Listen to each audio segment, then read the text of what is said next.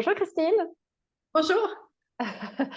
Bonjour à toutes et à tous, bienvenue sur la chaîne Rencontre la vie. Alors aujourd'hui, nous allons partager avec Christine Morancy les rêves de nuit comme voie d'éveil. Donc pour la plupart, vous devez connaître Christine Morancy. Donc elle a une chaîne YouTube, elle est également sur les réseaux sociaux. L'absolu est ici. Donc elle écrit des textes, elle partage, elle est souvent interviewée sur la non-dualité, l'éveil, la réalisation. Mais aujourd'hui, on va se concentrer sur les rêves de nuit comme voie d'éveil, donc comme forme aussi comme une forme de thérapie. Donc, qu'est-ce que c'est ça, ce que tu appelles les rêves de nuit, et quelle est cette thérapie qui peut se faire par les rêves de nuit? En fait, ce que j'aime bien dire, c'est que les rêves de nuit, ben, premièrement, on s'en occupe pas, hein. Je veux dire, tout le monde rêve, c'est une fonction. Des fois, les gens ne s'en souviennent pas. Ils disent, moi, je rêve pas, mais c'est qu'ils ne s'en souviennent pas. Le rêve est une fonction. Tout le monde a des rêves. Et du moment, d'ailleurs, où on a intérêt et on sait qu'ils peuvent parler, la mémoire revient. Donc, et là, on se met à se souvenir des rêves qu'on fait la nuit. En fait, les rêves de nuit sont tout simplement un contenu que l'on met volontairement dans l'inconscient tout au long de notre vie pour toutes sortes de raisons. On ne veut pas avoir accès. Et les rêves de nuit permettent d'entrer dans ces images-là. C'est ce qui fait souvent aussi que les images d'un rêve de nuit sont parfois absurdes, parfois sans suivi, sans logique, remplies d'émotions qui sont exagérées. Et c'est justement parce que c'est un contenu inconscient qui a sa propre façon de s'exprimer par le cerveau droit. C'est une vision globale des choses. Et quand on a la bonne façon de procéder pour aller lire cet inconscient-là, on se rend compte que ça nous donne des vues directes sur nos propres conditionnements, nos croyances, les patterns, les idées, les choses qu'on a crues tout au long de notre vie et qui souvent nous mettent des bâtons dans les roues. Et donc, j'aime bien dire que c'est la déconstruction de ce qu'on croit être comme personne pour nous apporter en fait beaucoup plus de liberté. Hmm. Et cette déconstruction par les rêves de nuit, c'est peu ou pas accessible en mode réveillé, si je peux parler comme ça? En fait, on dit souvent que l'éveil spirituel permet une nouvelle capacité à la conscience que l'on est, c'est de se voir aller, comme j'aime dire, dans le sens de quand il se passe un truc, on est en interaction avec les gens, on vit notre vie, il nous arrive des choses et du coup, on est en observation. Tout le monde a cette capacité-là. On est en observation de ce qu'on vient de poser comme geste ou ce qui nous a traversé comme pensée ou ce qu'on a comme conditionnement, tout à coup, ça se révèle devant soi. Et là, on devient observateur, mais souvent, on en reste là parce que dans le jour, on a la partie gauche du cerveau qui est activée et elle, c'est la partie que le mental utilise le plus, le côté analytique, cartésien, logique, pragmatique et qui a énormément peur aussi d'aller dans les tréfonds. C'est quelqu'un qui a besoin d'assises concrètes et donc tout ce qui est l'inconscient, il le rejette. Alors du coup, lorsqu'on se retrouve avec un pattern qui nous vient évident dans notre vie de tous les jours et qu'on le voit, moi les gens me disent souvent, Christine, je le vois, tu vois, ça c'est arrivé, c'est encore la même chose qui s'est produite, je le voyais, ça a activé les mêmes émotions, c'est le même truc que j'ai vécu, mais qu'est-ce que je fais avec ça? Et étant donné que dans le jour, on est beaucoup plus en cerveau gauche dans l'analyse mentale qu'en cerveau droit dans la vision globale, on est bloqué. La nuit, quand on rêve, ce qu'il se passe, c'est que cette partie-là du cerveau gauche est quasi inactivée. Et ça, ce sont des choses qui ont été mesurées en laboratoire. C'est scientifique, les rêves. C'est une façon de faire par cycle de 90 minutes et c'est scientifique. Et quand on tombe, quand on quitte les ondes bêta et θ du sommeil profond et qu'on vient en sommeil paradoxal, qui est le sommeil de rêve, l'utilité, la fonction du cerveau devient complètement en cerveau droit. Et ça, c'est une capacité de conscience d'aller dans l'inconscient et ça vient faire ressortir les images qui sont là. Et là, on a des rêves. Et quand on lit ces images-là, on est capable de s'apercevoir de ce qu'on vivait dans le jour. Et là, mais là, tout à coup, il n'y a plus de blocage. Comme le cerveau gauche ne fonctionne pas, tout ce qu'on appelle l'ego, le personnage, le mental, on peut mettre le mot qui nous convient, est comme endormi. Il n'existe pas. Alors, c'est une façon de voir qui est beaucoup plus forte, beaucoup plus précise, beaucoup plus réelle, parce qu'elle fonctionne de façon vision globale. Et du coup, ce qui nous révèle est instantané dans la manifestation, on va dire, de guérison, mais guérison au sens de prise de conscience. Oh, c'est ça qui se passe. Chose qui nous arrive très rarement dans le jour quand on essaie de voir clair à travers nos patterns. Donc, c'est vraiment le fait que dans le jour, on active le cerveau droit sans qu'on s'en rende compte et lui a la vision globale. C'est la sagesse de la conscience qui va dans l'inconscient. Et c'est ça qui fait que c'est beaucoup plus... En fait, ça me fait beaucoup... Il y a quelques techniques qui font appel dans leur méthodologie à la lecture de cerveau droit. On a par exemple l'hypnose aussi qui se sert de ça. Et les rêves. Et on a aussi un autre truc que je pratique, mais là, on n'entrera pas là-dedans, qui est le coloriage en conscience. En fait, on peut penser que les techniques qui existent et qui font abstraction de la partie logique de l'individu pour tomber dans la partie cerveau droit plus inconsciente vont un peu fonctionner de la même manière. Et ça fait toujours ressortir des contenus qui sont véridiques. Que la personne là, fait des... En atelier, moi, j'ai des gens qui me disent, mon Dieu, j'ai suivi je ne sais pas combien de thérapies et avec les rêves, qui est comme une forme d'autothérapie, hein, parce qu'on va voir dans notre inconscient et on ne voit jamais plus que ce qu'on est capable d'accepter parce que c'est nous-mêmes avec nous-mêmes. Les gens me disent, j'ai vu des choses, ça m'a libéré de trucs, et c'est le mystère de l'inconscient qui se révèle. Hmm. Est-ce qu'on pourrait dire que la partie analytique du cerveau, donc la partie gauche du coup du cerveau, elle est aussi reliée à l'état de survie? Ah oui, Ouais. certainement. Du Oui, coup, ben c'est la... et on en a besoin parce que c'est dans le mode de construction qu'on a instauré ici, dans la matérialité, c'est de fonctionner avec un mode qui sépare pour qu'on puisse être distincts les uns des autres et fonctionner. Et ce mode-là, c'est utilise le mental. On a mis en place les fonctions mentales qui sont aussi la survie. Je dois faire ça pour en arriver à ça. C'est très hmm. analytique et très concret. Et c'est normal parce qu'on ne pourrait pas fonctionner si on n'avait pas cet outil-là. Mais il n'est pas serviable tout le temps. Comme la majorité des choses, on dirait que chaque période de jour a sa façon de fonctionner et la nuit, on a accès au cerveau droit de façon totale, en fait. Hmm. Ok.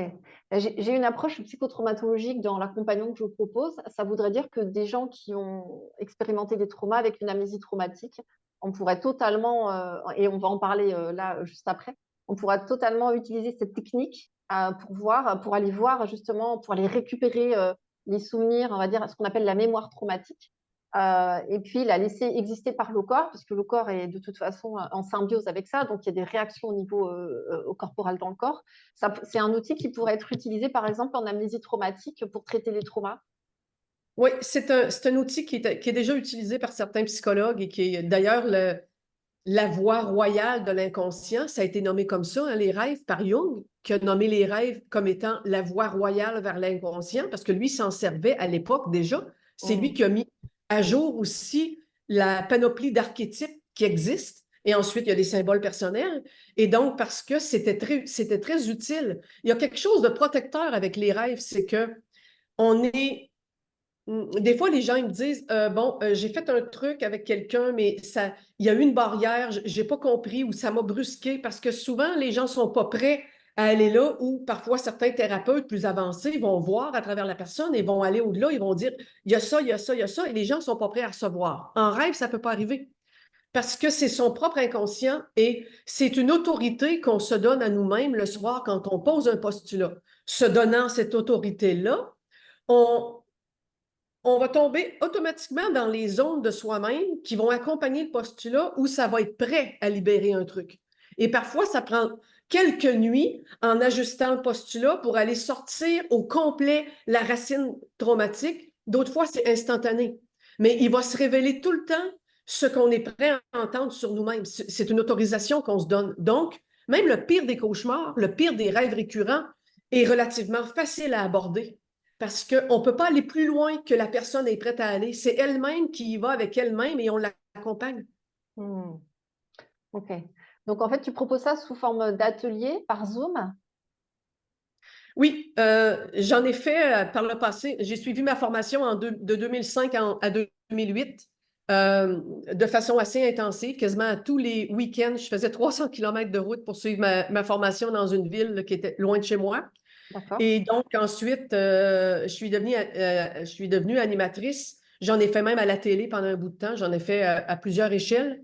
Et là, je le faisais en présentiel. Mais avec la pandémie, et là, tout à coup, est arrivé l'éveil, la réalisation de l'absolu. Et là, toutes les formes de trucs extérieurs se sont calmées un certain temps. C'était ça qui était là. Ouais. Et là, depuis un an ou deux, ça reprend. Donc, sous une forme, on va dire en même temps de guidance, ça se remet en place. Moi, j'écoute. Alors, on a remis en place, et comme il y avait le truc de la pandémie qui était arrivé, il y a Diane Gagnon qui m'a approché et qui s'est remis à mettre en place des trucs par Zoom. Et elle m'a approché un peu comme ça par les rêves et j'ai senti l'élan de dire, OK, on essaie. Mm. En présentiel, c'est vraiment génial. En Zoom, on n'avait jamais tenté l'expérience. On l'a tenté et ça fonctionne vraiment bien parce qu'on peut agrandir les groupes. En présentiel, on a toujours une limite là, parce que Ouais. l'interaction est très différente. Et donc, on fait une séance de 5 semaines à raison de 2 heures et demie par semaine. Donc, si on choisit un mardi avec les personnes, ça va être 5 mardis d'affilée.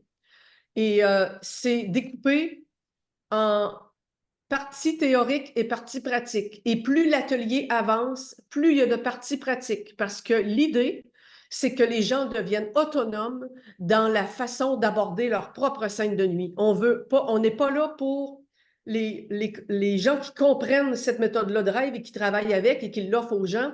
On n'est pas là pour euh, faire un catalogue de voici ce que veut dire ton rêve. Non, la personne doit devenir autonome, développer sa propre symbolique avec l'aide des archétypes qui existent déjà. Donc, ça veut dire que tout ce qui est dictionnaire des rêves, on peut déjà mettre ça à la poubelle parce que, outre une dizaine d'archétypes qui veulent dire la même chose pour tout le monde, la symbolique est très, très personnelle. Si toi, tu as peur des chiens, moi non, et on a un chien dans notre rêve, on ne peut pas le regarder de la même manière. Bien sûr, oui. Et donc, cet atelier-là fait en sorte que on veut qu'après les 5, tous les outils soient en place et qu'après, il ne reste à la personne que l'appliquer, l'appliquer et l'appliquer encore pour développer sa sensibilité et sa capacité à voir avec ce regard-là global et elle-même faire la résolution de son rêve. Il y a une formule. Si c'était mon rêve, je dirais qu'avec la formulation, et c'est ce qui est révélateur. Donc, c'est au début, le premier atelier comporte beaucoup de théorie, mais ça se fluidifie parce que c'est tellement enrichissant et intéressant. Et dès la deuxième atelier, on fait déjà de l'analyse de ses propres rêves à l'aide du groupe, des autres personnes. Hein. C'est un regard où Super. chacun apporte un peu. Moi, j'aime dire que les gens sont une partie des facettes de diamant. Mm. Donc, chacun apporte sa touche. Il y a une façon aussi de le faire pour ne pas brusquer personne, pour que ça ne rentre pas dans la bulle de personne, pour qu'on puisse s'approprier ce qui est en train de se passer. Et chacun définit un peu ce qu'il voit du rêve de la personne. Et comme ça, on chemine avec les ateliers. Là, ce qui fait que rendu à peu près au troisième atelier, sur 2 heures et demie, il y a à peine une demi-heure de théorie pour 2 heures de pratique. Alors là, c'est vraiment, on pose des balises concrètes et là, on a des exemples de ça, ça pourrait être ajusté. Les gens posent les questions sur leur postulat, sur ce qu'ils comprennent moins. Et c'est vraiment, à, à tous les fois, j'ai 100% des gens qui en reviennent pas comment ça porte fruit et comment ils n'avaient pas imaginé que c'était à ce point profond et à ce point aisé, malgré tout. Parce qu'on possède toute cette capacité-là de voir. Du moment où on accepte de mettre un peu comme la peur de côté, qu'on se rend compte qu'on ne peut pas aller là où on n'est pas prêt à aller, on a notre auto-guidance dans ça, ben, souvent les gens ouvrent la porte de ce qu'ils sont et ils vont voir. Et du coup, c'est là en groupe, travailler en groupe, chacun donne son interprétation en fonction de, voilà, il y a une interprétation, les gens vont pouvoir échanger. Et donc, du coup, la personne qui a déposé son rêve, euh, c'est comme pour elle, elle est quoi? Elle est connectée au corps, ça lui permet de voir ce qui est dit, comment elle le reçoit au niveau du corps. C'est le corps qui va lui dire à ce moment-là, oui, ça vibre, ça, je sens que c'est là. Comment ça se passe? Oui, oui, c'est ça. Ben, ça peut être le corps, mais chacun a un peu sa méthode de réception de ce que les autres propose. Il y en a que c'est vraiment un ressenti, une intuition de ça passe beaucoup par l'émotion aussi. Il y a des Ouais. gens qui se mettent à pleurer parce que là, OK, on a touché quelque chose et là, c'est très libérateur. Et du coup, le truc qui traînait peut-être depuis des années, il est terminé. Le Mm. cauchemar va cesser, le truc va arrêter. Et là, la personne peut ensuite faire des actions conséquentes, faire des postulats qui vont alimenter ce qu'elle vient de résoudre pour aller ailleurs dans sa vie, pour dépasser ce truc-là. Parce que les postulats servent aussi de moteur d'action quand on sait comment les faire. Alors oui, la personne va comprendre comment elle-même découvrir ce qui se passe dans son rêve et va formuler une première analyse et ensuite, en groupe, elle va nous faire la lecture de son rêve avec les événements de la veille, le postulat, les sentiments, le sentiment final. Il y a tout un truc dans la description. Elle va nous lire son rêve. Il y a une méthode aussi pour écrire le rêve pour être sûr qu'on est toujours dans l'instant présent parce que l'instant présent, c'est la vision globale, c'est le cerveau droit. Et les autres vont se poser, recevoir et par leur propre vision vont faire leur analyse, toujours à la méthode du je. Si c'était mon rêve, je dirais que je suis là. Il n'y a jamais de tu, il n'y a jamais de faudrait, il n'y a jamais de tu devrais. C'est des propositions ouvertes avec le ressenti propre à chacun. Et comme fondamentalement, on est un, c'est comme si chacun apportait une facette différente d'un point de vue que lui, il voit dans le diamant. Et la personne a juste à recevoir ça et peut connecter avec ça, un petit peu de ça. Souvent, les gens nous disent oh, c'est complet parce que je reçois des autres, tous des petits bouts qui ont été vus, qui ont été saisis, qui sont différents, mais ça fait un global que la personne voit comment ça porte en elle et c'est tout le temps magique. Vraiment, là, c'est tout le temps une magie. C'est la personne, ensuite, fondamentalement, à recueillir ça. Quand on est en présentiel, les gens repartent avec les écrits. On met chaque rêve sur une feuille indépendamment et on l'offre à la personne de qui on vient. Alors, elle se retrouve, si on est 15 personnes à avoir fait le truc, elle se retrouve avec les 15 feuilles. Donc, elle peut poser ça chez elle, relire ça, voir ce qu'il porte. Parce que ça s'intègre, hein, et quand ça s'intègre, ça se délivre, ça se libère. En Zoom, les gens ont fait des replays. Les gens ont accès Ok. sur le site de la personne de l'accompagnatrice que j'ai, qui met ça sur son site. Il y a un replay qui est disponible pendant 3 mois. La personne peut enregistrer le replay, écouter ce que les autres ont dit, l'enregistrer, prendre des notes, voir ce qui lui convient. Donc, on a ajusté la méthode pour que, au final, ce soit facile à faire et à intégrer et à poursuivre là-dedans par soi-même. Mm. Alors, tu parlais qu'il y avait, quand tu faisais cette technique, qu'il y avait, genre, on récupère ce qui s'est passé la veille. Et si c'était, par exemple, je ne sais pas, un blocage qui date d'il y a une décennie, d'il y a 10 ans, quelque chose qui est redondant, qui est bloqué, ça marche aussi pour des vieux trucs. C'est pas forcément un événement qui s'est passé dans la journée ou la veille, ça peut être aussi quelque chose qui est redondant depuis longtemps. Oui, c'est ça, c'est que le rêve a une fonction de base. Il traite l'urgence, il traite le besoin. Ah, c'est important Donc, de le préciser, oui. ouais, il traite le Ok. besoin. Alors, c'est sûr que euh, c'est un peu l'art de se poser en soi. Si on est relativement posé en soi, dans notre vie de tous les jours, si on se connecte, si on sait comment on va, si on connaît un peu nos trucs internes. Ah, aujourd'hui, je me sentais fatiguée. Ah, il y a ça. Ça fait 2 fois qu'une telle m'appelle. Ça m'énerve. Il y a encore cette chose-là qui revient. Et on voit que c'est ça qui est là, qui est là. On s'occupe de ça. Donc, c'est l'art d'être au fait. C'est l'art d'aller chercher dans l'inconscient les réponses de trucs qui nous occupent, qui nous préoccupent. Donc, et si ça, c'est mal cerné, le rêve, lui, va continuer de faire son job. Il va aller dans ce qui est urgent. Alors, des fois, les gens, ils disent, moi, j'essaie de voir dans mes rêves, mais il me semble que ça ne fonctionne pas avec les demandes que je fais. Mais si on a un rêve récurrent et que ce qui nous obsède depuis 6 mois, c'est un changement de carrière parce qu'on est hyper malheureux de ce qu'on fait et qu'on fait le postulat, cette nuit, je baigne dans la lumière, euh, l'inconscient va pas, donc, l'inconscient, lui, son urgence, là, c'est par le rêve, de libérer les charges émotionnelles qui sont accumulées. C'est une fonction curative. Le cerveau a besoin de faire ça, l'inconscient a besoin de faire ça. Et donc, là, si on est connecté à soi-même, on va avoir toutes ces pistes-là qui sont en nous et quand le soir, on va se poser avec un postulat, on va être capable de dire, OK, qu'est-ce qu'il y a eu aujourd'hui dans ma vie? Qu'est-ce qui s'est passé? Qu'est-ce qui est encore là ou qu'est-ce qui est nouveau? Et de poser la demande à partir de ça. Et là, on peut être sûr que le rêve va répondre. Là, on peut être sûr que ça va répondre. Alors oui, je dirais même que quelqu'un qui ne sait pas par où commencer et qui se dit, ben, dans ma vie de tous les jours, c'est le quotidien, pas de grands bouleversements, ma santé va bien, mes choses roulent, mais quand même, il y a ce truc-là qui m'énerve depuis 2, 3 fois, je fais souvent un rêve récurrent. On pourrait aller directement avec ça, tu vois? Ouais. Et donc, c'est vraiment d'essayer de suivre qu'est-ce qui peut être le besoin du moment. Hmm. Ok.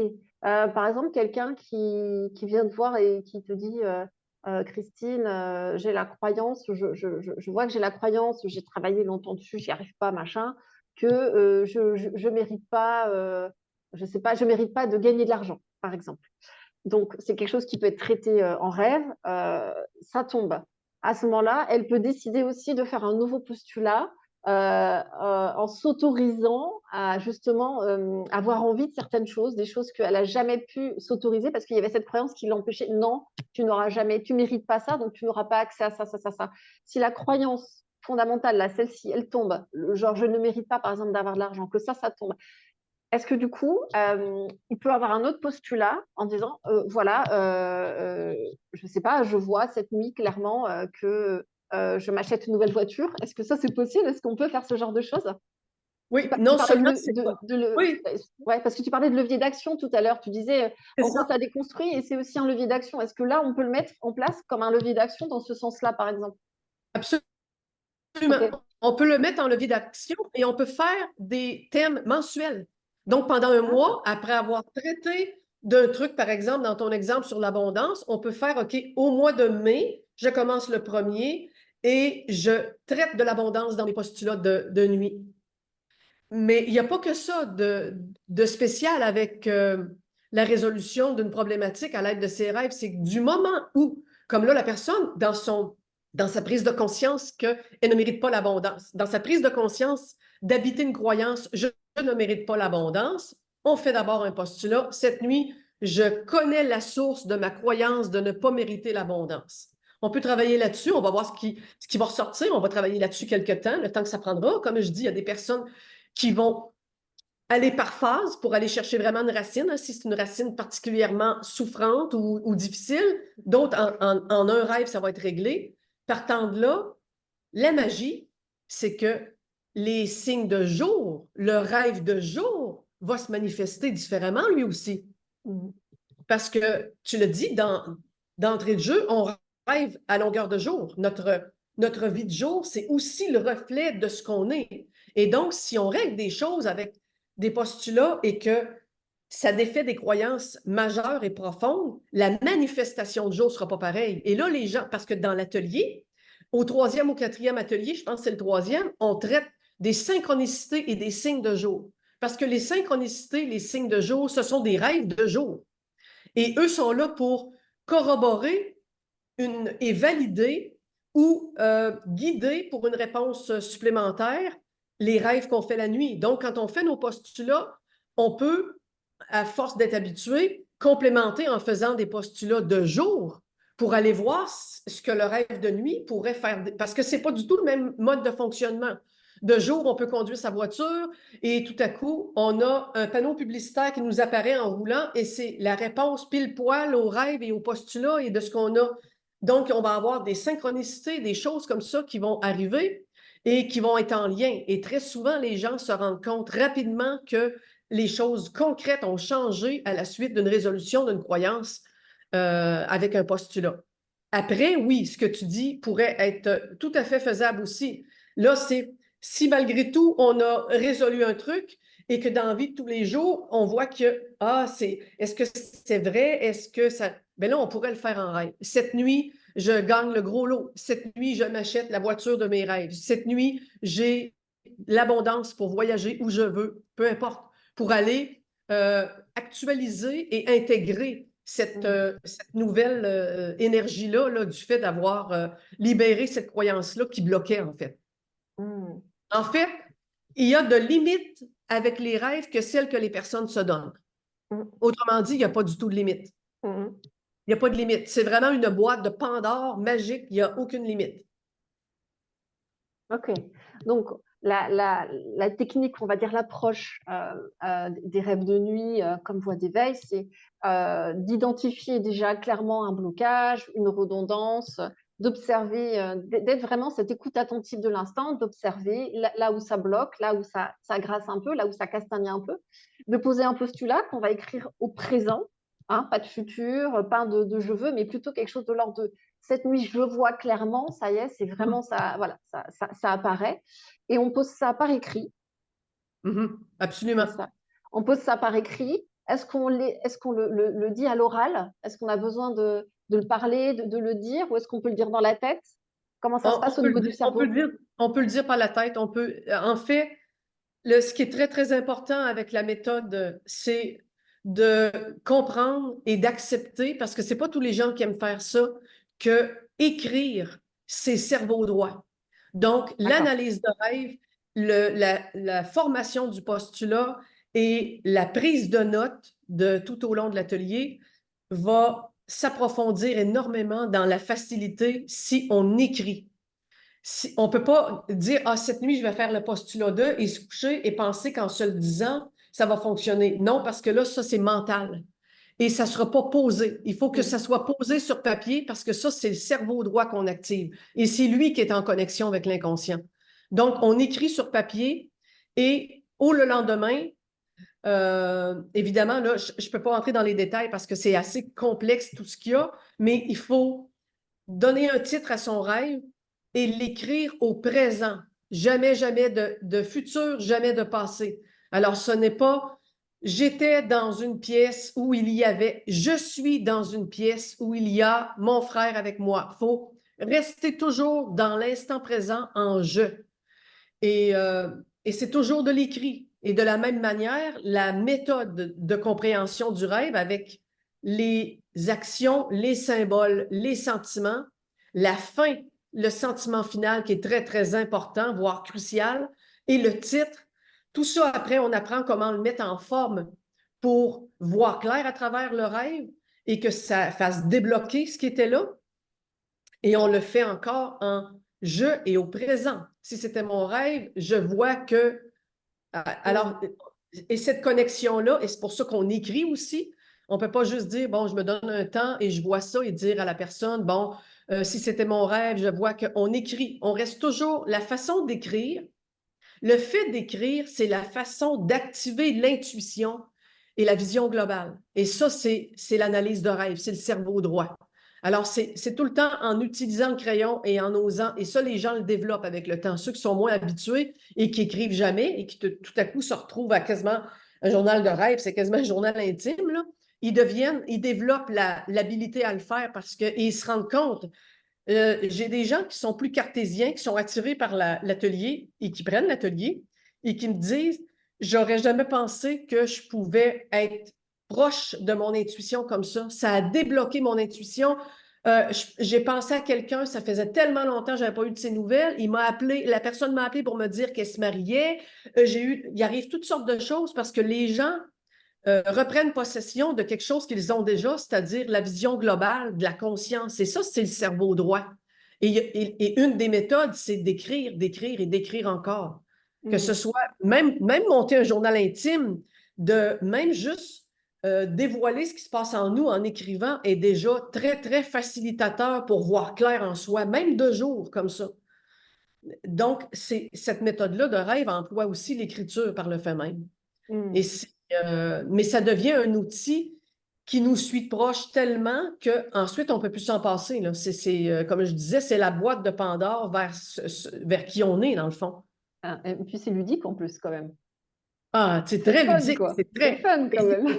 et c'est très drôle et on apprend aussi parce qu'il y a essentiellement 5 types de rêves qui reviennent souvent. En fait, les rêves sont catalogués en 5 grands types et quand on comprend les types et qu'on s'amuse à voir à chaque rêve qu'on fait avec les gens quel type c'est, tout à coup, on développe une habilité supplémentaire pour quels rêves sont importants à analyser, lesquels je peux laisser tomber, lesquels sont instantanés dans leur compréhension parce que le cerveau ne produit pas que des rêves où il y a des choses mystérieuses dans l'inconscient qu'on doit voir. Il y a aussi beaucoup de rêves qui ont des fonctions autres qui sont, on va dire, pas utiles, qui sont utiles au sens biologique, mais qui ne sont pas utiles au sens de comprendre des clés cachées. Donc, quand on connaît aussi ces types de rêves-là, on s'attarde sur ceux qu'on sait qui ont une importance. Et du coup, ça facilite là, le travail et ça dynamise, vraiment, ça dynamise le temps qu'on emploie à s'occuper de ses rêves. Parce qu'il faut le dire, au début, ce n'est pas de tout repos, dans le sens qu'on doit prendre un temps d'arrêt pour poser le rêve qu'on a fait, surtout qu'on ne veut pas que la mémoire s'échappe, hein, c'est rapide à perdre un rêve. Et ensuite, même si c'est plus tard, une fois que le rêve est écrit, ça va. Plus tard, prendre un temps, le soir chez soi ou peu importe, pour voir clair, parce que c'est le fait de le faire et de voir clair qui débloque, qui libère et qui fait qu'après, instantanément et très rapidement, ça va de l'avant vers autre chose. Parce que le fait de libérer va dévoiler un autre truc, va peut-être permettre une liberté. Dans le rêve, ça va se démontrer. Dans la vie de jour, ça va se démontrer. Donc, c'est d'avancer soi-même avec soi-même. Et pour ça, ça prend un peu le temps de s'en occuper. Est-ce que c'est nécessaire forcément justement de poser son rêve? C'est-à-dire, on a le postulat, il y a eu la réponse dans le rêve, c'est-à-dire qu'on est conscient qu'il y a déjà la réponse dans le rêve. Est-ce que c'est important du coup de poser par écrit le rêve qui a été fait, ou alors on doit le poser par écrit uniquement si on n'a pas encore une vision claire de la réponse qui a été déposée par le rêve? Je ne sais pas si je Oui, suis c'est très claire ça. dans ma question. Oui, oui, oui, c'est très clair. En fait, il faut déposer le rêve si on ne sait pas ce qu'il veut dire. C'est clair comme ça. Le rêve Voilà, ok. doit, et c'est normal que la plupart des gens, au début du moins, ne voient pas clair. En atelier, quasiment 100% des gens au début vont dire aux gens, bon, là, c'est à mon tour à dire mon rêve. Je vous le dis, là, ça n'a aucun rapport avec mon postulat. Et ça a tout à fait rapport avec le postulat. C'est Tout ça. le temps, on voit ça, c'est systématique.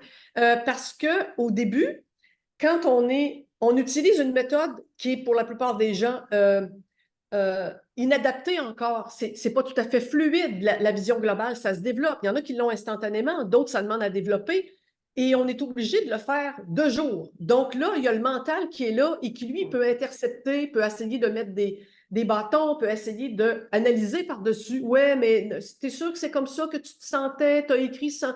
Et là, ça, on apprend à naviguer là-dedans en comprenant sa propre façon d'être. C'est-à-dire, si on sait qu'on a un mental très fort qui critique tout ce qu'on fait normalement et la petite voix est extérieure, ben là, en analyse de rêve, on va devoir laisser de la place à la petite voix, se concentrer sur le sentiment, décrire son rêve en restant les yeux fermés, de temps en temps, fidèle, OK, c'était ça, je suis avec mon frère, nous sommes contents, nous gravissons une montagne, je me sens fatigué et je dois arrêter un instant. Nous nous retrouvons dans un supermarché et la personne fait abstraction de toutes les voix, écrit et va utiliser le même modus operandi pour faire ce qu'il y a à faire avec la compréhension des symboles, les actions et tout ça. Et si tout ça, quand on a décrit le rêve, si c'est pas clair que ça vient, c'est OK, avec le postulat, c'est ça que ça me dit. Si ça, c'est pas clair, on doit le faire par écrit c'est pour ça que j'aime toujours qu'à moins d'une révélation qui se fait au réveil ou dans la nuit ou en même temps que le rêve est rêvé, parce que ça peut arriver, c'est pour ça que c'est essentiel de écrire le rêve le matin. On a un rêve, on sait, on regarde le postulat et souvent on ne se souviendra plus du postulat. On sait qu'on a un rêve, il est là. On se réveille, le rêve est encore frais. On regarde le postulat. Hein? Et là, peut venir tout de suite une compréhension, un lien. Peut venir un lien d'intuition ou un lien dans le corps où on a une piste. Et là, on écrit le rêve. Et là, ça va s'éclaircir à mesure que ça écrit en jeu. La compréhension va venir. Ça, ce type de révélation-là, ne va pas nécessairement demander qu'on y aille au bout de l'analyse. Mais la plupart du temps, parce qu'on n'est pas habilité avec le processus qui est très différent d'utiliser le mental, on doit le faire et on doit aller jusqu'au bout avec si c'était mon rêve, je dirais que. Et moi, en cours d'études au début, quand j'apprenais, parce que j'apprenais l'atelier et quand on fait la formation que j'ai faite, on doit tout faire les ateliers. Il y en a vraiment beaucoup parce qu'on peut faire des ateliers juste sur les symboles, on peut faire des ateliers juste sur les rêves lucides, il y a plein de trucs. Du coup, je faisais les ateliers en même temps que je faisais l'étude pour devenir animatrice de ça. Alors, je me mettais les bouchées doubles pour comprendre la façon dont on fonctionne, mais comme je suis très intuitive au départ et que je suis beaucoup en cerveau droit, les arts m'aident beaucoup dans ça parce que je suis artiste en art visuel, j'ai été capable de contrer le mental, mais j'ai vu que ce n'était pas de tout repos. C'est une méthode à développer. Donc, il faut se donner le temps. Il ne faut pas se décourager, il ne faut pas se dire « Ah, moi, je ne comprends pas, mon mental est trop fort. » Non, c'est impossible. Ça se développe. Il faut juste comprendre comment ça fonctionne et du coup, qu'on comprend, on voit la différence entre le ressenti qui est la piste cerveau droit. OK, je m'occupe de ça, je fais abstraction du mental. Et après, l'aide du mental qui, lui, va faire les liens entre les symboliques. Comme je disais tout à l'heure, si toi, tu ne crains pas les chiens et moi, je les crains, là, j'ai besoin du mental pour m'aider un petit peu à dire, OK, c'est quoi un chien? Pourquoi je l'ai créé? OK, il est arrivé ça, ça. Et là, on va s'aider du fait qu'on est en période de jour. On a l'intellect qui est là pour nous donner une force, c'est-à-dire nous souvenir que, OK, il y a eu ça. Ah oui, j'ai ressenti ça dans... Et voir comment ça peut parler à travers le rêve qu'on a. Alors, c'est vraiment une méthode de se lire euh, qui est nouvelle et qui est facile à apprendre quand on a les simples clés. Mais c'est pas c'est pas inaccessible. C'est parfaitement accessible à tout le monde.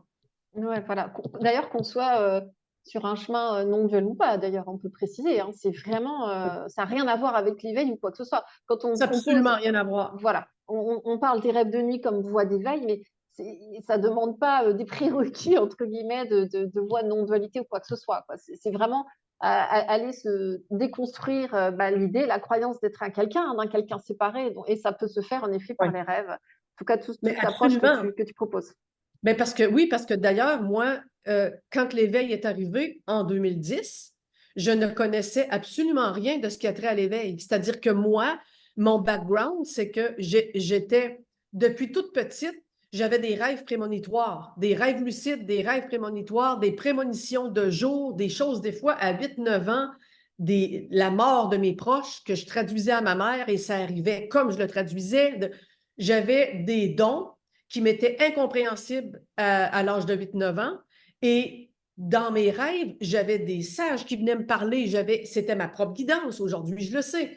Mais et rapidement, j'ai voulu comprendre ce que j'étais et pourquoi j'avais ça. Et quand je suis tombée plus tard, à l'âge adulte, mon Dieu, dans la vingtaine, sur la formation avec les rêves, mon but, c'était de comprendre comment l'humain fonctionne. Qu'est-ce qu'il y avait dans cet inconscient-là et pourquoi, c'était quoi les rêves lucides, qui est un rêve dans lequel on est beaucoup plus conscient que même dans la période de jour. Hein, c'est un niveau de conscience qui est vraiment haut.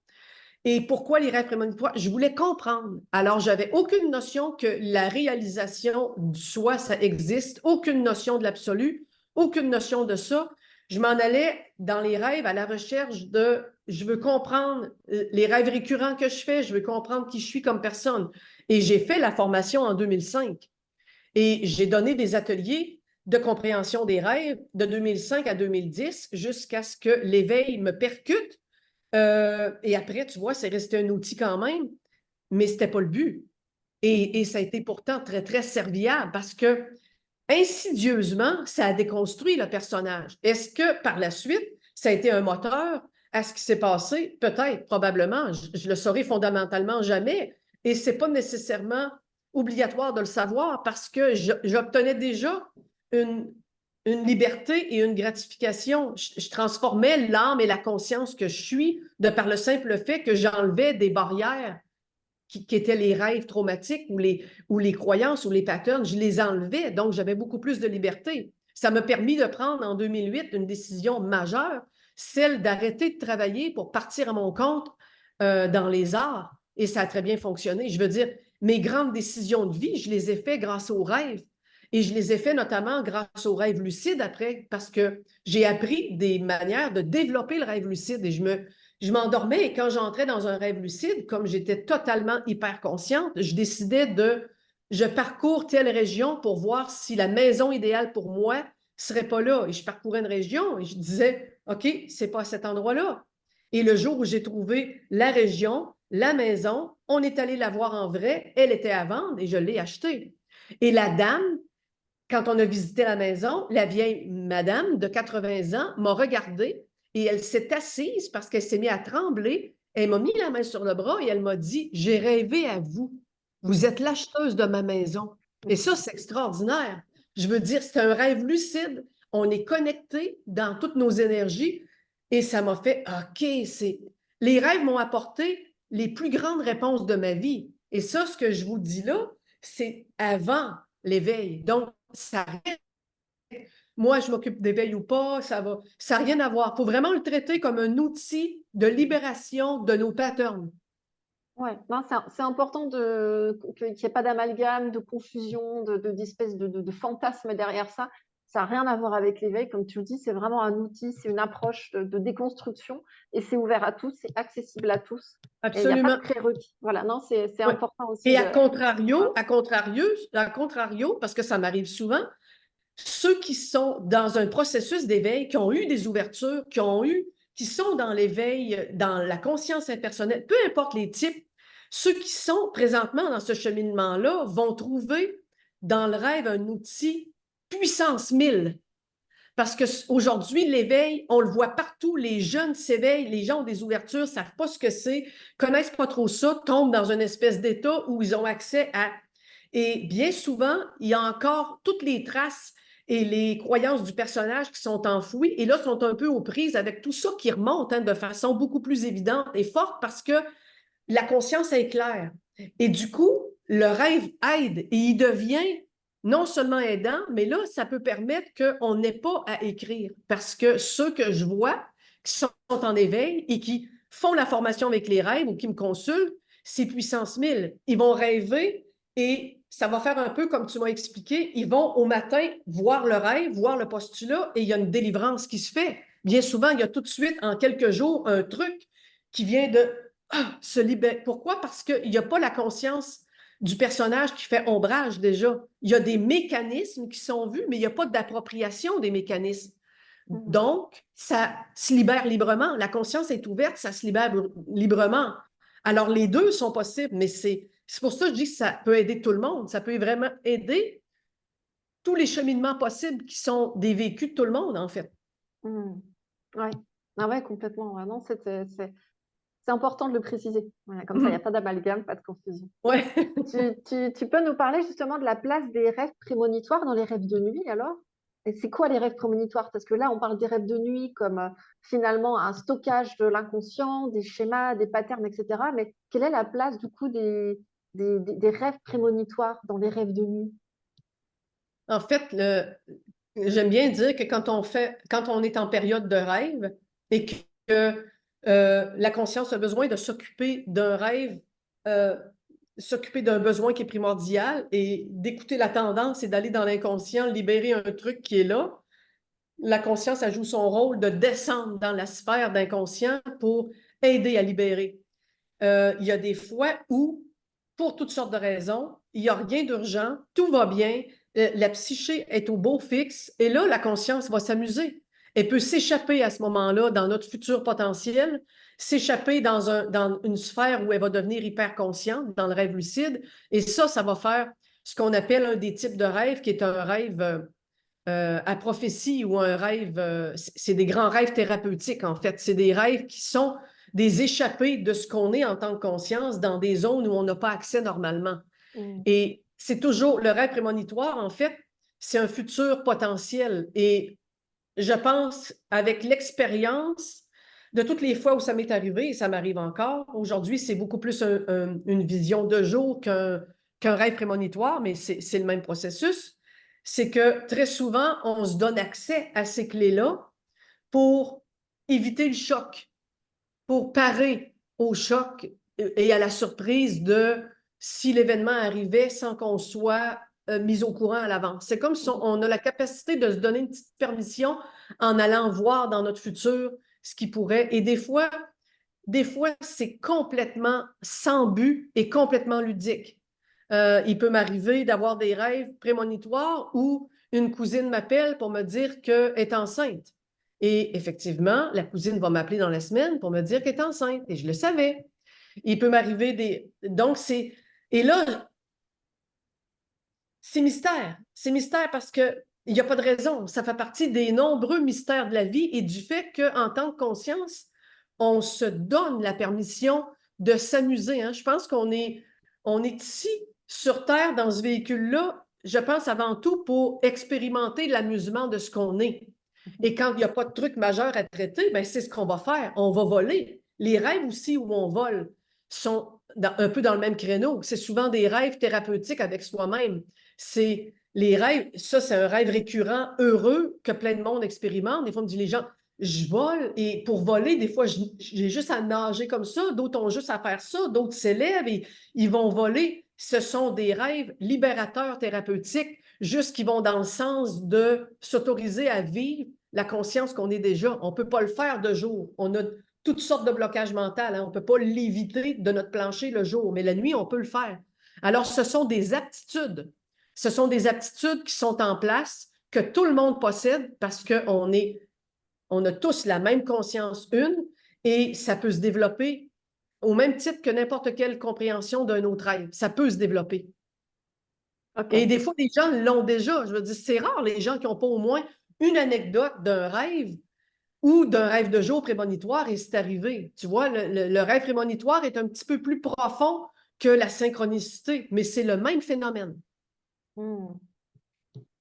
OK, OK. C'est aussi un sujet que tu abordes dans les Zooms que tu fais ou pas du tout?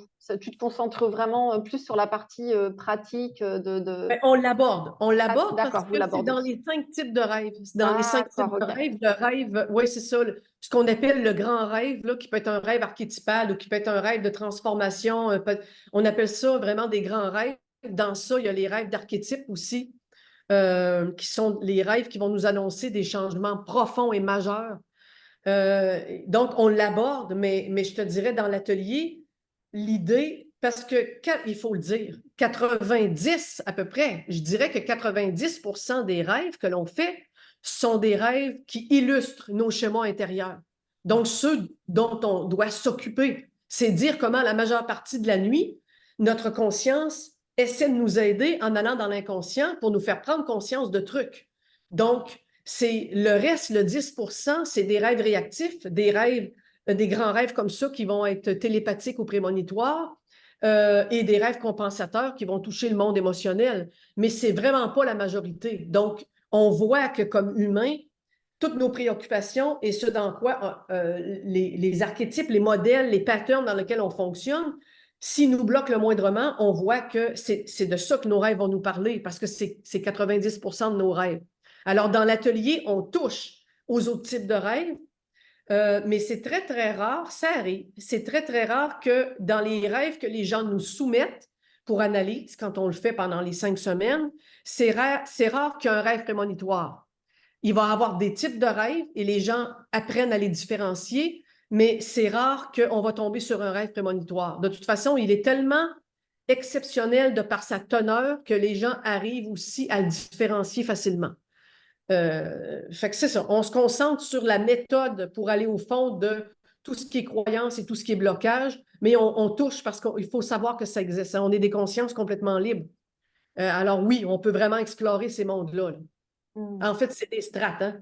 Donc, on peut aller autant on va en bas, autant on peut aller en haut dans les strates supérieures. Des fois aussi, même, ça peut être un amalgame de sortie hors corps avec les rêves, qui est un autre phénomène de la conscience. Là. Mais des fois, ça va se juxtaposer. C'est pour dire à quel point la possibilité du jeu de la conscience est assez infinie avec les rêves. Ah oui, oui, complètement, ouais. Mm. Ouais.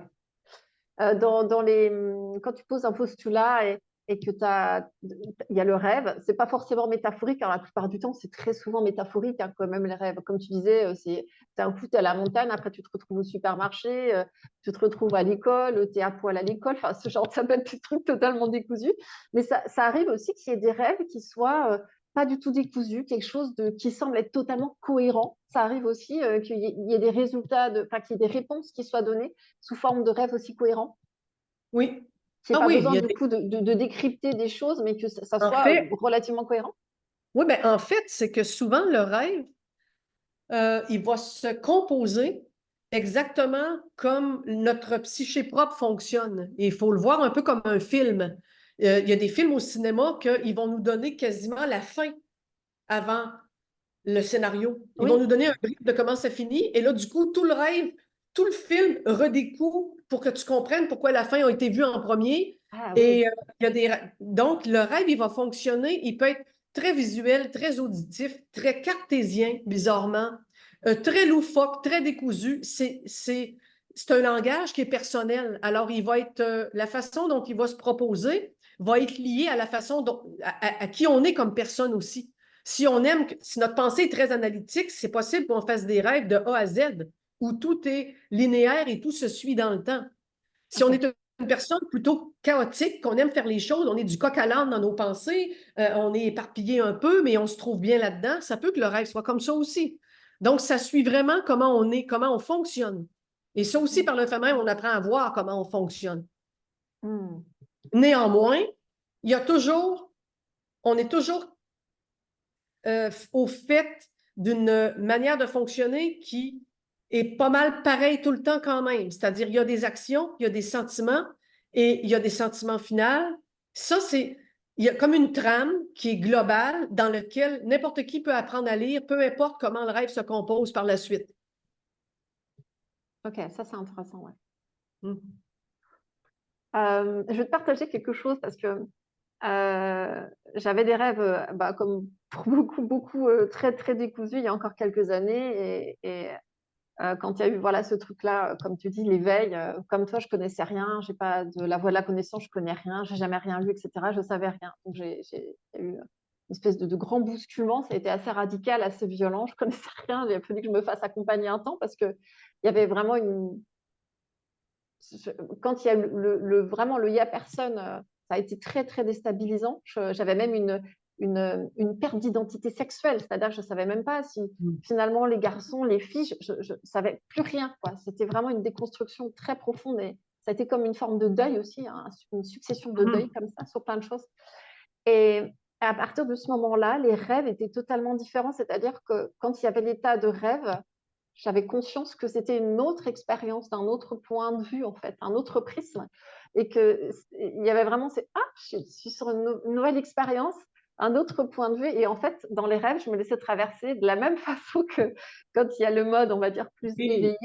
Et au niveau du corps, c'était extraordinaire, c'était d'une puissance, c'était sensationnel dans les rêves, aussi bien dans les rêves que sur le mode, on va dire, plutôt réveillé. Et ça, en fait, c'était comme si c'était une continuité de ce qui se c'est vivait ça. dans le quotidien. C'est ça. C'est ça que je disais au début, c'est que à force de apprivoiser ce mode-là de fonctionnement, les gens me disent, on dirait que ça veut dire que je rêve de jour aussi. Et oui, première constatation. Et deuxième constatation, non seulement je réalise que je rêve de jour, mais on dirait que ma journée suit mon postulat, il suit mon rêve. Oui, C'est c'est ça. pour ça que ça défait, parce que le jour, ça ne fonctionne pas pareil comme la nuit. Et le propre langage de jour ne sera pas le même que la nuit. Et du coup, ce qui n'est pas tout à fait déraciné dans la nuit peut l'être de jour. Et c'est une continuité comme ça tout le temps. Et la Ah, particularité que tu décris aussi, et moi maintenant, c'est ce qui m'arrive, quand il y a un rêve dans lequel je dois comprendre quelque chose, je pose le postulat et le trois quarts du temps, et ça c'est très bizarre parce que ça s'est développé avec le temps. Et au début, je pensais que ça pouvait mettre un frein, mais non, ça n'a pas été du tout un frein. Il se, il se développe une capacité de rester dans le rêve, mais en même temps de détacher une partie hyper intellectuelle de ma conscience ou de mon cerveau pour aller l'analyser au sein du rêve, faire une compréhension et tout mettre ça de côté, parfait, c'est réglé, et continuer mon sommeil, l'air de rien. Alors, je suis capable, et là, j'active quelque chose qui fait que je me dis postulat. Et là, je suis consciente qu'il y a une énergie d'effort mental qui s'invite au travers du rêve, au travers du sommeil paradoxal, alors que c'est impossible. Et je vois, je ressens une difficulté dans l'énergie et j'y vais pareil. Et là, je me souviens du postulat et du moment où je m'en souviens, tous les liens se font. Et là, ça retombe en cerveau droit pour que la compréhension soit globale. Là, j'ai plus besoin du mental, je relâche. Et quand tout est compris, je fais tout disparaître ça et je me rendors. et c'est réglé, c'est terminé. Alors, je fais appel à, si c'est besoin, je fais appel au mental pour me souvenir. C'est difficile parce que physiquement, c'est quasiment douloureux. Je le sens parce que je dois faire intervenir, on dirait le cerveau gauche. Il n'est pas réveillé, lui, dans la nuit, c'est impossible. Là. Ça demande Et un des fois, effort, oui.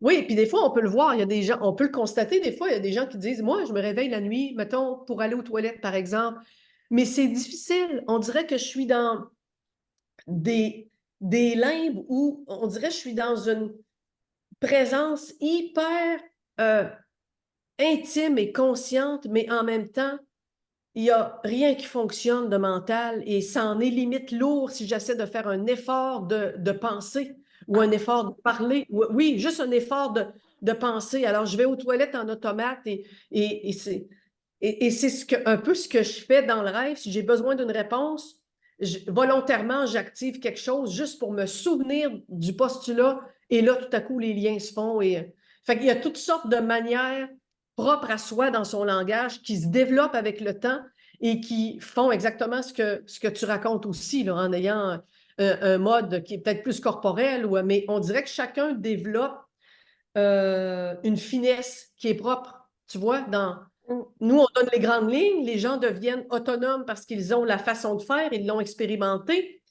Et après ça, c'est un développement auto-personnel avec ses propres balises, là. Comment est-ce qu'on fonctionne, quels centres interagissent avec nos émotions, ça devient vraiment un guide de jour et de nuit qui se suit comme ça. C'est hyper intéressant. Et Vraiment. des fois, on met ça de côté. Des fois, on le sent pas. Des fois, on sent, OK, ça se pose. C'est plus nécessaire. Ça se pose. Et là, on va complètement respecter ça. Et là, il peut y avoir une période de quelques semaines, quelques mois où ça va juste être, OK, on fait exprès de dire je fais rien, même s'il y a des rêves et même je m'en souviens, je laisse aller, pas besoin. Et ça, on suit. On suit quand c'est important ou pas. Moi, souvent, je suis dans des périodes comme ça et je sens que c'est pas nécessaire. On développe cette facilité-là de dire, OK, là, il faut que je fasse un postulat, c'est important. Et ça va parler et être précis d'autant plus qu'on sent que c'est important. Ça peut être addictif quand même ou pas? Ça peut être comment? Addictif?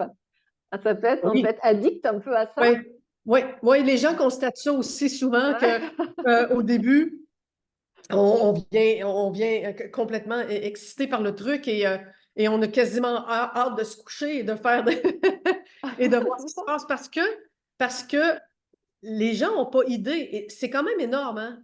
Tout le monde sur la Terre rêve. On a accès à notre propre inconscient, mais quasiment tout le monde ne sait pas qu'il y a quelque chose à faire avec ça. Les gens ne s'en occupent pas, tu sais. Il y a été longtemps, en psychologie, je sais qu'il a été longtemps propagé que les rêves étaient une décharge de poubelle et ce n'était pas important. Mais non, c'est vraiment tout notre inconscient. C'est tout ce qu'on rejette et qu'on met là pour toutes sortes de raisons. Écoute, tu sais, c'est aussi banal que l'enfant, par exemple, qui se fait dire toute son enfance qui est timide. Ah, lui, il est timide. Et des fois, c'est un peu dommage parce qu'on est dans des réunions de famille et là, il y a des tout jeunes de 4-5 ans et tout ça, et on entend les parents parler de leur enfant entre eux, et plusieurs ne vont pas se gêner de dire « Ah, mais elle est timide, Charlotte. C'est une petite fille timide. » Mais l'enfant reçoit ça, lui, et il va mettre ça dans son inconscient, d'emblée, pour être en mode survie avec elle-même et ne pas avoir à traiter ça dans sa psyché d'enfant de 5 ans. La petite Charlotte va mettre ça dans son inconscient. Si ça perdure, ça perdure, ça perdure, elle va développer de la timidité.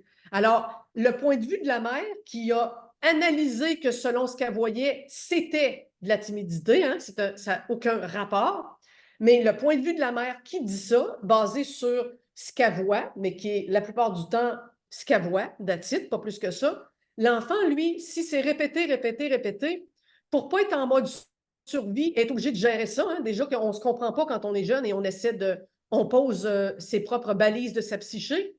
Elle reçoit ça et soit elle devient timide parce qu'elle y croit, soit elle met ça dans son inconscient parce qu'elle ne veut pas traiter ça parce qu'elle est assez audacieuse pour dire j'écoute pas ça, mais tout ça se fait inconsciemment, mais ça va aller là-dedans. Et par la suite, si ça y a vraiment nuit, la pauvre petite Charlotte, ben, elle va perdre plein d'opportunités de vie parce qu'elle va dire, ah, moi, je suis timide, j'ai toujours été timide. Moi, je suis une personne timide. Là, mais elle aimerait ça fondamentalement, peut-être, parce que ce qu'elle est comme âme et comme conscience, il demande de faire ça. Mais elle a acquis une croyance erronée qu'elle était timide.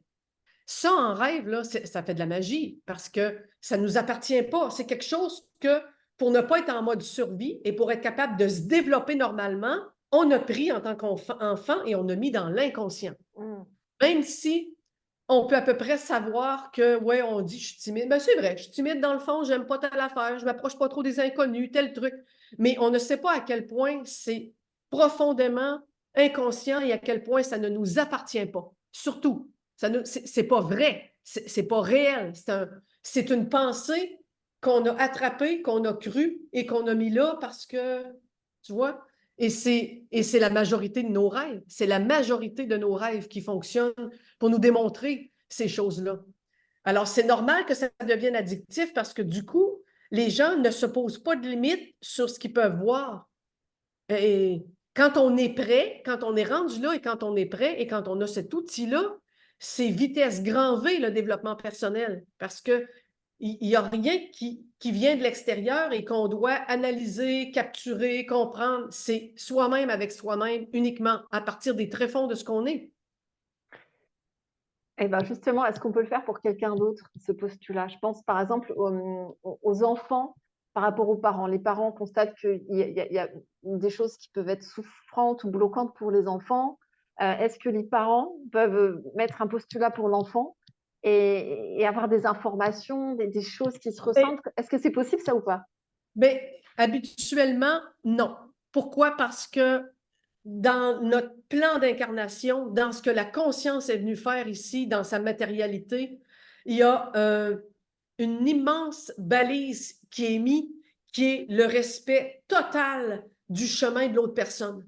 Alors, même si une conscience mère voit quelque chose chez son enfant, elle n'a pas l'autorité, j'allais dire divine, mais j'aime pas tant le mot. Elle n'a pas l'autorité même en tant que ce qu'elle est comme conscience, pour aller voir et fouiller dans la conscience de l'autre, d'autant plus que c'est un enfant, parce que c'est pas encore formé, hein, c'est en apprentissage elle-même avec elle-même en tant que conscience, et aller dire, moi, je veux voir pourquoi je pense que tu as ce truc-là qui est là. Alors, normalement, si les parents essaient de faire ça, ça peut faire naître, en fait, c'est des rêves de viol d'identité, dans le sens de, c'est aller sans la permission de la conscience, de l'autre conscience, de l'enfant, c'est aller voir quelque chose qui regarde pas mon propre cheminement, malgré ce qu'on en pense, là, tu vois. C'est une intrusion. C'est carrément une intrusion qui peut être très, très problématique. Ça fait que dans l'atelier, on nous a toujours, dans la formation et dans les ateliers, ça a toujours été accepté d'emblée qu'un postulat ne fonctionnera pas, et on l'a testé, là, si on se pose des questions pour l'autre personne, même adulte. J'ai un problème avec toi. Je ne vais pas faire un postulat en disant cette nuit, je vois pourquoi Anaëlle n'est pas gentille avec moi. Non, mon rêve ne va pas me dévoiler ton inconscient. De même, il ne va pas me dévoiler l'inconscient de l'enfant dont la conscience est en formation de son chemin de vie. C'est son propre inconscient par rapport à soi-même. Et c'est très important que tu poses la question parce qu'on n'en a pas parlé, mais c'est une des premières lois des postulats. Ça doit concerner soi-même avec soi-même. Vous pouvez le tester, mais je ne garantis pas le type de rêve que ça peut donner parce que j'ai vu des gens qui se sont retrouvés dans des frontières et des zones où c'était limite dangereux parce que c'est vraiment d'aller confronter la conscience d'un autre être vivant. C'est pas parce que l'enfant a 4 ans que sa conscience n'est pas la même conscience, une aussi développée. La conscience, c'est une, c'est. Donc, elle a autorité sur elle-même, même dans un véhicule d'un enfant de 8 ans qui est en apprentissage, elle a autorité suprême envers elle-même, point. Et ça doit se respecter. Si on part de ça, on n'aura pas envie d'aller faire un postulat sur... On peut trouver n'importe quelle technique pour aider l'enfant, mais ça, c'est une incursion dans l'inconscient de l'autre. Alors, Mhm. c'est c'est vraiment pas recommandé, là. Ok, donc on fait bien de le préciser. C'est pareil pour les animaux de compagnie, par exemple. Euh, J'imagine que c'est la même chose. On ne m'a jamais posé la question. J'ai jamais fait de postulat pour aller voir dans les intentions des animaux ou quoi que ce soit. Même avec mes animaux, je ne l'ai jamais fait. Quand j'avais des trucs qui se passaient avec mes animaux, c'était de jour. Donc, Hmm. j'ai jamais été. Mais par après, une fois que mes chats, mes chiens étaient partis pour l'autre monde, ils apparaissaient souvent en rêve. Et là, j'ai eu des trucs qui se sont passés, des messages, des trucs. Ouais, Ça peut arriver. ok. Mais de jour, non. C'est vraiment le postulat, il faut garder dans l'idée qu'on ne fait pas d'intrusion euh, sans y être invité ou sans.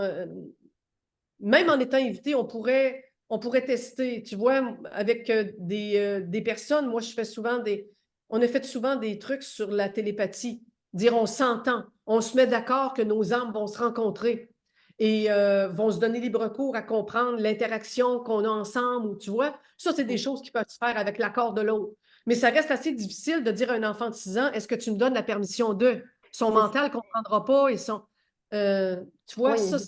exactement. Il faut que ça soit vraiment éclairé. Donc, ça veut dire qu'ils comprennent vraiment l'enjeu, le pourquoi, du Et comment. Et voilà. à cet âge-là, c'est vrai que c'est pas Non, possible. Même à un adolescent de 15 ans, lui expliquer tous les tenants aboutissants, il va te regarder.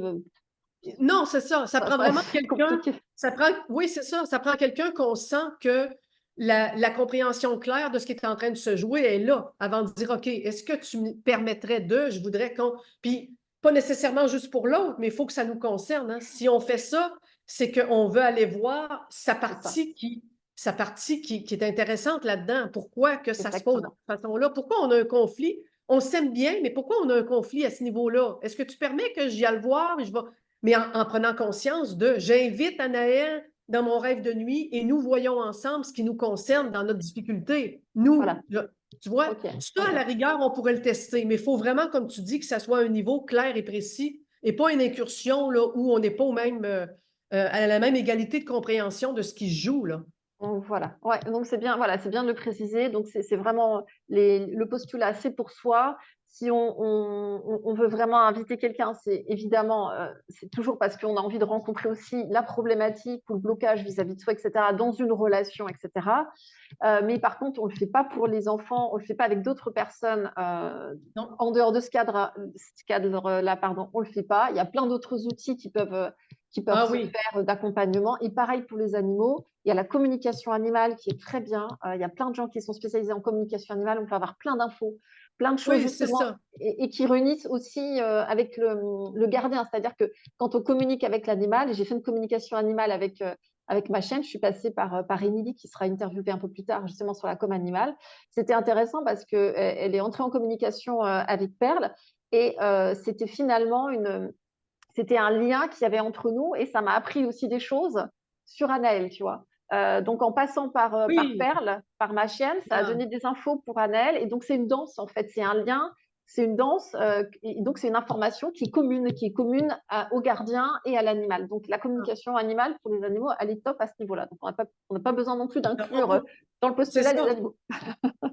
Oui, c'est ça. On pourrait dire en fait que l'outil de compréhension de ses rêves, c'est un outil strictement intime à soi-même. Oui, d'accord. C'est bien de le préciser. Merci de Oui, le dire. Ouais, oui. ouais. Ok, ok. Euh, J'avais une autre question, mais tu sais, hein, ça m'échappe. Ça va tellement vite. Ça passe, je suis là, je ne sais plus. Ah oui, la question que je voulais te poser, c'est on pose un postulat, euh, soit on ne se souvient pas du rêve dans la nuit, c'est-à-dire que le lendemain matin, on ne s'en souvient pas, soit on a un rêve qui semble vraiment ne correspondre à rien. Est-ce que ça, c'est possible? Est-ce que c'est possible qu'on ait la réponse peut-être plusieurs nuits après?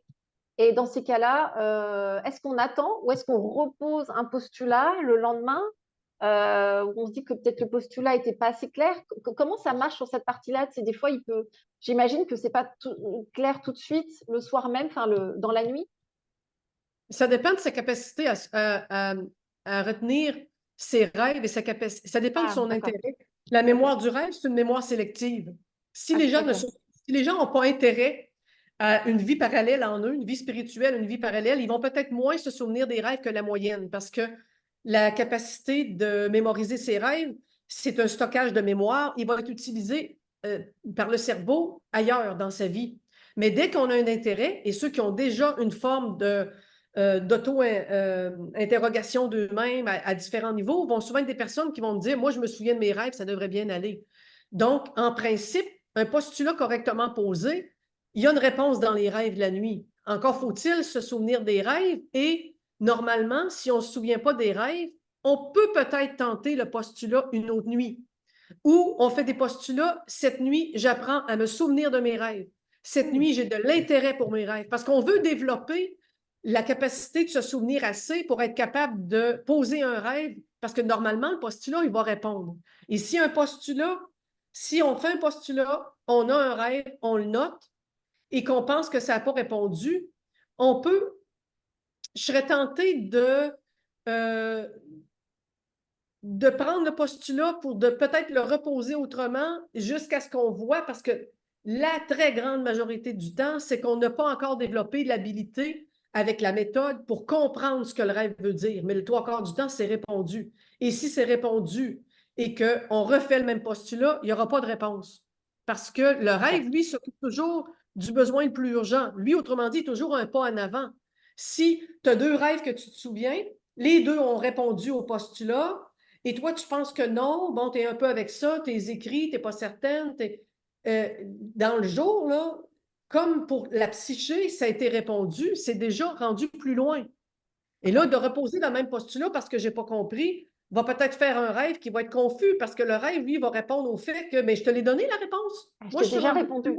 Okay. J'ai déjà répondu. Alors, c'est pour ça qu'on dit que l'idée, c'est de faire la méthode en écrivant. Si c'était mon rêve, de faire la description du rêve au présent, de faire ses liens et ses clés, de tenter de faire ses analyses de compréhension pour qu'on soit au fait le plus possible avec qu'est-ce qu'il pourrait avoir, au regard de mon postulat, quel lien je pourrais faire. Et c'est ça qui va faire, c'est ça qui va améliorer notre compréhension de ça et qui va faire qu'on n'aura pas besoin de poser 2-3 fois le postulat et de ne pas se rendre compte que c'est déjà rendu plus loin dans le parcours.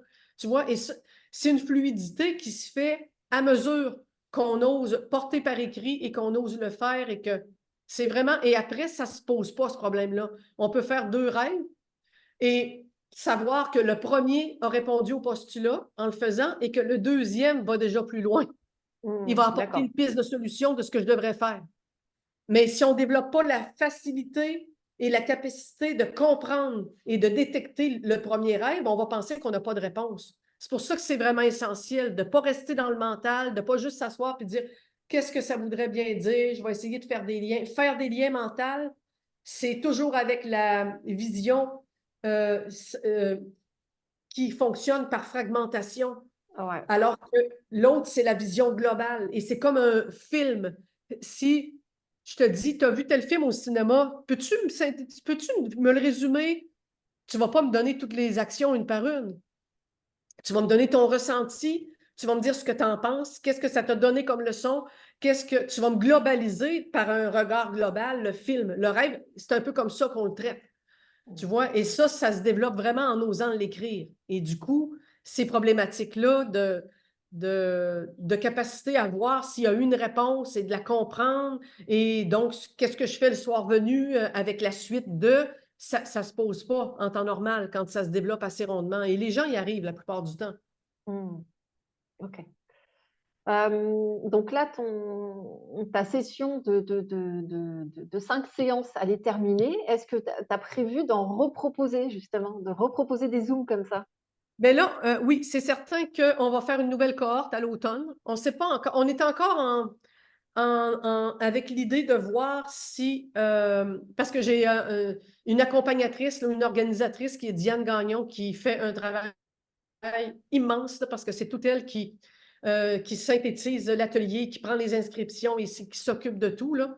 Et donc, puis pour moi-même, avec l'élan, on n'a pas encore posé si, OK, est-ce qu'on le fait cet été? Cet été. Bon, c'est sûr qu'on a beaucoup de demandes aussi, puis il y a les coloriages en conscience à travers ça. Et l'été, les gens sont peut-être moins réceptifs. On est plus, hein, olé, olé, on va à la plage, on se balade, on va en vacances. Et l'automne est une très, très belle Ouais. période. L'automne, on Ah, entre en introspection et ah bah ouais. les C'est le rêves dépouillement parlent l'automne, hein. énormément. Oui, les rêves, là, la période idéale, c'est l'automne-hiver Ouais, ouais, ouais. pour les ateliers de rêve. C'est sûr qu'il va lever une cohorte à l'automne. Et, euh, et ça va être inscrit soit sur mon site L'Absolu est ici sur Facebook. On Ouais. fait toujours des annonces là-dessus, ou sur le site de Diane Gagnon, dianegagnon.com. Et on les annonce et on donne vraiment un petit descriptif. Là. Il y a un temps aussi pour les inscriptions. Normalement, on devrait annoncer ça quelque part en août là, pour une cohorte de l'automne. Là. Mais Ouais, oui, il super. va en avoir. Oui, oui, c'est certain qu'il va en avoir. On va peut-être en faire deux pour répondre aux demandes de jour. Parce que là, avec le Zoom, le problème qui se pose, même si c'est vraiment génial, c'est qu'on a 6 heures de décalage, nous, au Canada, Ah oui, avec ouais. l'Europe.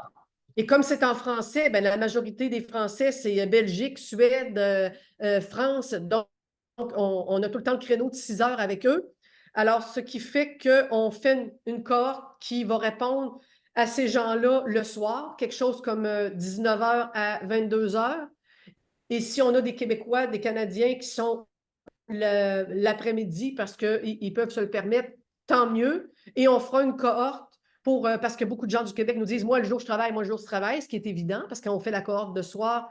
Pour l'Europe, on est dans l'après-midi ici. Donc, on va faire aussi une cohorte de soir pour les gens du Québec et là, du coup, ça va être la nuit en France. Donc, ça va être exclusivement là, réservé, à moins d'être oiseau de nuit, là, mais, mais c'est pas pratique pour un atelier de rêve.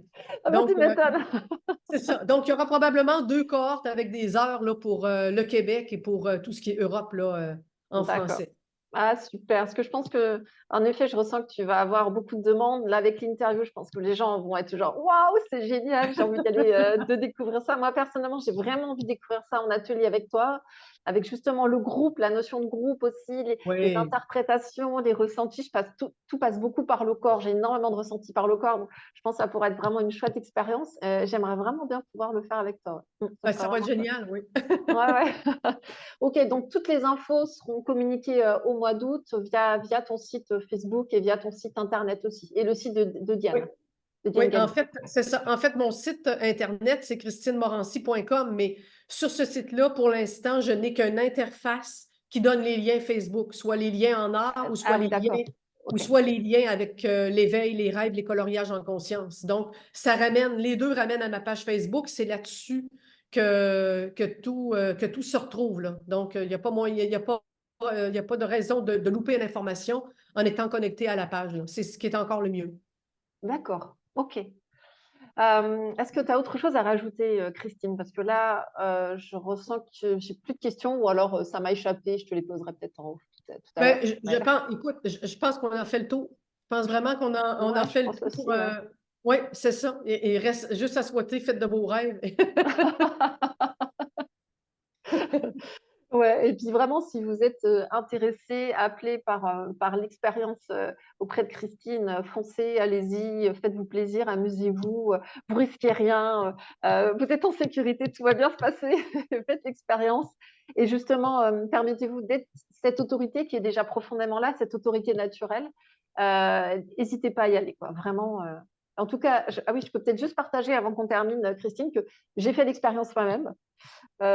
Puisqu'il y a Nadine Dupont qui était avec toi dans un de tes ateliers, qui est une amie. On s'était vu en week-end et juste avant qu'on se voit, je venais de me bloquer le haut du dos. Comme je t'avais dit, il y avait une conscientisation d'un rêve. C'était pendant un rêve, en fait. Je fais ce rêve et dans ce rêve, je sens déjà une contraction dans le corps dans ce rêve et je sens que ça vient toucher une peur viscérale, archaïque, quelque chose de très profond. Je me réveille, paf, le dos complètement mais bloqué. Je sens un coup d'électricité, un truc qui me contracte tout le haut du dos. Je me dis, bon, bah voilà, je suis avec ça, c'est pas grave, donc ça va rester avec ça. Donc j'ai Nadine au téléphone, elle me dit, ah, mais je fais un atelier avec Christine sur les rêves, c'est extra. Écoute, peut-être que ça peut t'aider. Je dis, allez, c'est bon, on va rigoler. Et elle me dit la phrase, elle me dit, voilà, peut-être que tu peux écrire ça, le postulat, et tu vas voir. Et j'ai fait l'expérience et j'ai eu la réponse dans la nuit.